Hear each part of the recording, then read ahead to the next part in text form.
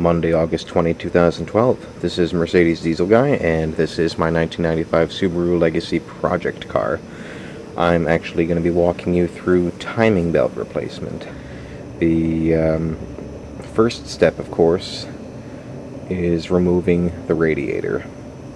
And I actually already did that yesterday, and if you need any help on that, I do have a separate video on removing the radiator from this car, so look that up. That's the first thing. Next, you're going to want to remove the accessory belts. That would be the alternator belt right here, and the AC compressor belt, if that is still on the car. And in order to do that, first you're going to have to remove the belt covers, and those are held on by 4 bolts. This one right here on the far left, this one in the middle, which holds the 2 belt covers together, the alternator pivot bolt, and this one on the far right here. So, okay, the belt guards are off, and the next thing to do is to take off the alternator belt. And in order to do that, you loosen the lock nut right here, and then loosen the alternator tensioner bolt. So I'm going to go ahead and do that and get the belt off.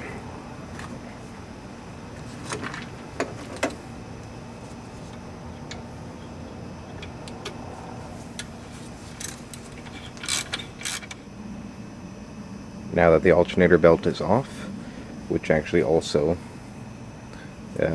runs the power steering pump, you have to remove the air conditioner compressor belt, this one right here. So in order to do that, you need to loosen up the tensioner. So you loosen the lock nut here, and then loosen the tensioner bolt right here, which is kind of hidden behind the bracket. Once the tension is released, you can lift off the belt.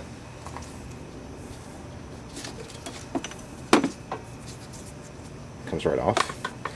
And then you have to remove the tensioner bracket, which will be these 2 bolts right here. Once the AC compressor belt tensioner is off, once again I recommend hand threading the bolts back into the other side of the bracket, just to make sure you don't lose the bolts.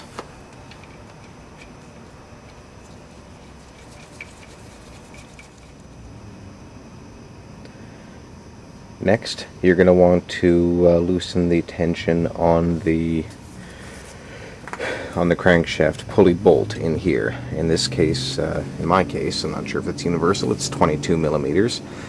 And normally what the factory has you do is use a pulley holder tool to hold the pulley here, and then loosen the bolt with a wrench. Now, I don't have that tool.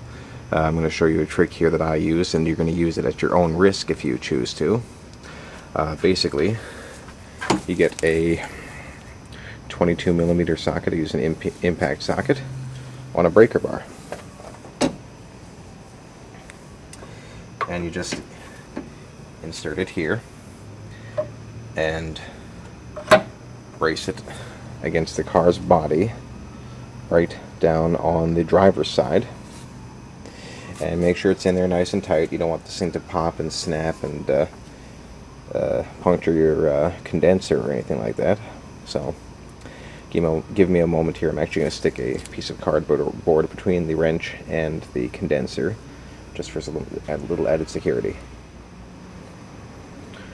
Okay, here's the trick, and once again, you use it at your own risk. You get in the car, put the key in the ignition, and turn the key very quickly, just enough to move the starter for a fraction of a second. Basically, you're bumping the starter, and the engine, the force of the engine turning, coupled with the wrench braced against the car here, should pop that bolt loose. Once again, you use this at your own risk, but it's always worked for me so long as I've been careful about it. So, give me a second, and I'm going to do that.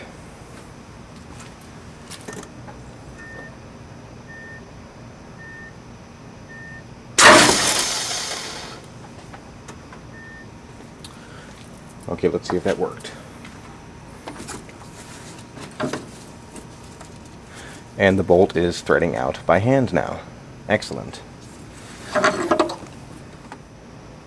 Next, you have to line the engine up for timing belt replacement.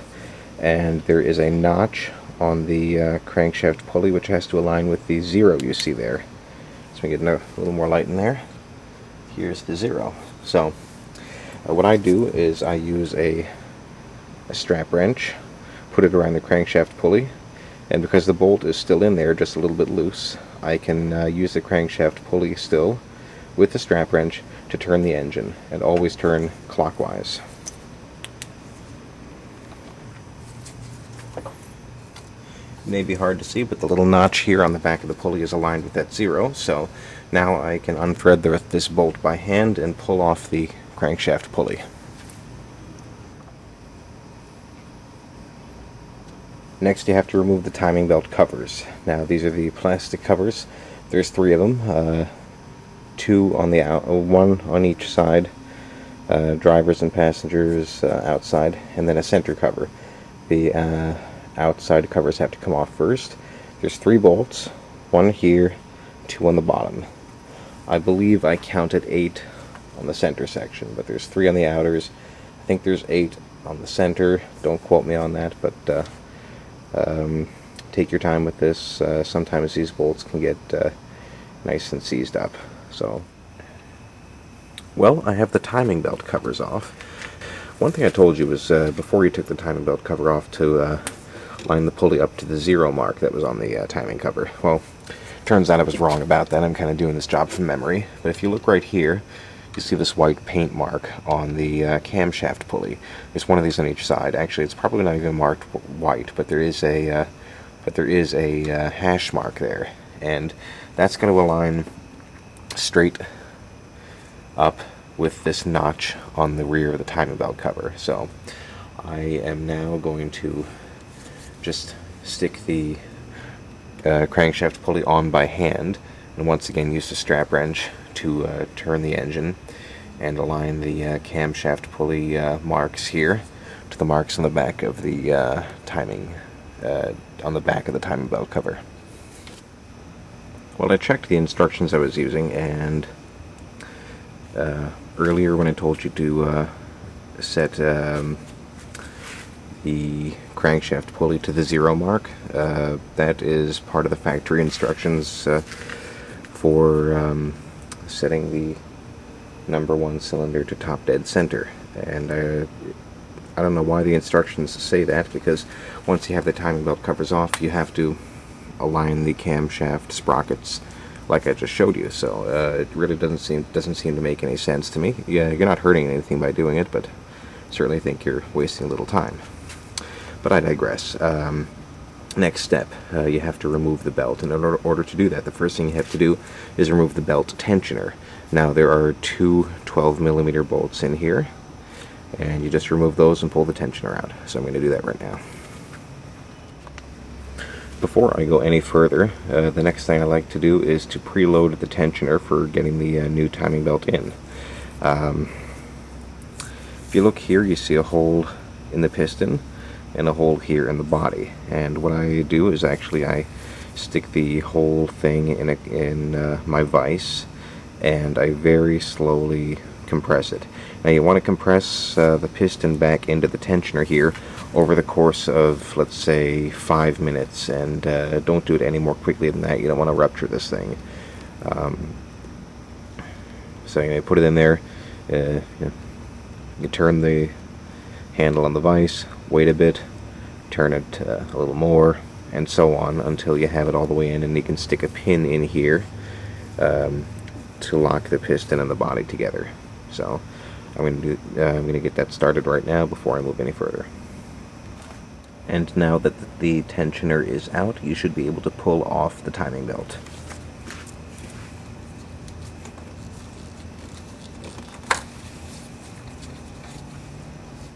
If, for whatever reason, you're taking the timing belt off for a different job, but let's say cylinder head replacement, and you're going to put the same belt back on, make sure you note the belt's direction of travel. Otherwise, you can continue on from here.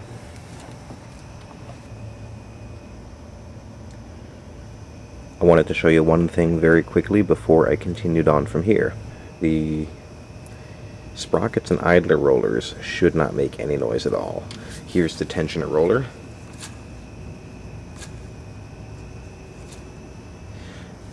Really not much of any noise there.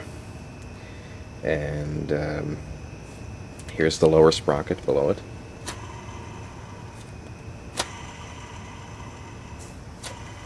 Sounds like a skateboard wheel.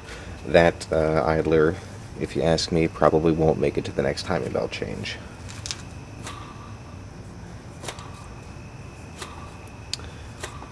This one right here, also making noise. The one on the bottom left, basically silent. So this is a great time to check these, but it really is cheap enough that I highly recommend just spending a little more money, get a full timing belt kit with idlers, and just replace them at every timing belt change. The next thing I'm going to want to do is remove the idlers.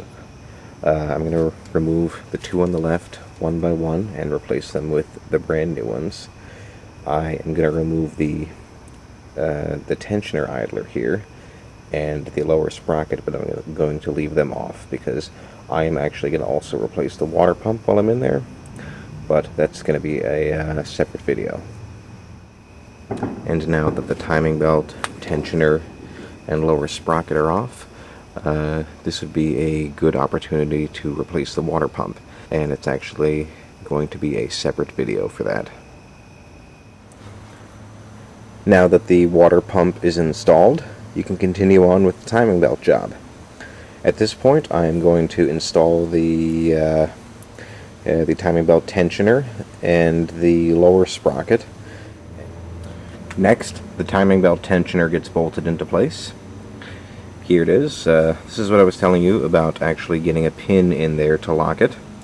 I'm going to bolt this in place, but I am not going to 100% tighten down the bolts, and I'm also not going to pull the pin yet. Just want to get the tensioner roughly where it needs to be. Now it's time to install the timing belt. I'm going to show you two things before I do that. First, the timing belt itself. Now, you'll see it's marked A with the direction of rotation, and B with these white marks here. There are going to be 3 of these white marks, and basically these line up to the hash marks on the pulleys. Now, when we took the timing belt off, I showed you these marks here on the camshaft pulleys. However, there's also a mark on the crankshaft pulley, and I'm going to show you that right now. Okay, the crankshaft pulley is exactly where it was when I took the timing belt off. Now you can see this hash mark right here on the back. That is where you line, that is the mark to which you line up the timing belt. So I'm going to get the timing belt on now, line up the 3 marks to the marks on the pulleys, thread it through the idlers, and like I said, I have the idlers kind of hand tightened at the moment just in case I need to take one off for ease of getting the belt on. So I'm going to get everything lined up now. Okay, I had to play with the fitting on everything just a little bit, but the timing belt is installed. What I'm going to do is I'm going to pull the pin on the tensioner. I'll show you that. And then I'm going to start the car, and well, we'll see if it starts and how it runs. Keep in mind there's no radiator, no coolant, and although I've hand tightened everything here, it's not all torqued down. If the car starts and idles okay, then I know that the timing is set up properly, and then I'll very quickly shut the car off, torque everything down, and I'll continue on. So I'm going to show you pulling the pin, and I'll give it a test start. And because this is a non-interference engine, if the timing's not set up properly right at the moment, I'm really not going to hurt anything, and then I can just come back and redo this. So I'm going to show you pulling the pin out. Once everything's in place, grab hold of the end of it with a pair of pliers and pull it out. So I am all set to try and start the car.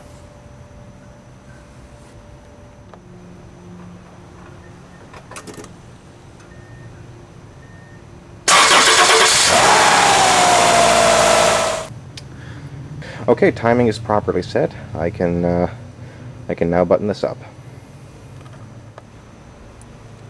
And now that I have a successful test start, and the car did seem to run and idle nicely, I'm going to conclude that the timing is set up properly. So I'm going to torque everything down.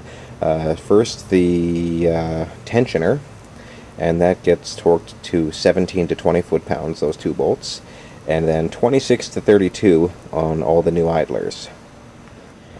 And now that everything's properly torqued down, I can finish up reassembly.